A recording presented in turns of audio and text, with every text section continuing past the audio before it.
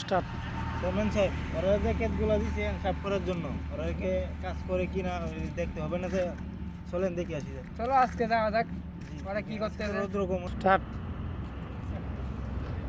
আসসালামু আলাইকুম চেয়ারম্যান সাহেব, কেমন আছেন? ওয়ালাইকুম আসসালাম, কি অবস্থা তোমার? হ্যাঁ আলহামদুলিল্লাহ, আমি ভালো আছি। আপনি কেমন আছেন? ক্যাটগুলা কিরকম হয়েছে? আজকে তো ক্যাট দেখতে যাচ্ছি।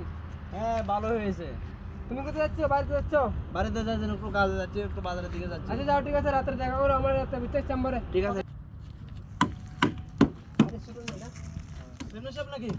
আসসালামু আলাইকুম। ওয়ালাইকুম আসসালাম, কি অবস্থা ছোটন? হ্যাঁ আলহামদুলিল্লাহ ভালো, আপনার কি অবস্থা? আলহামদুলিল্লাহ ভালো।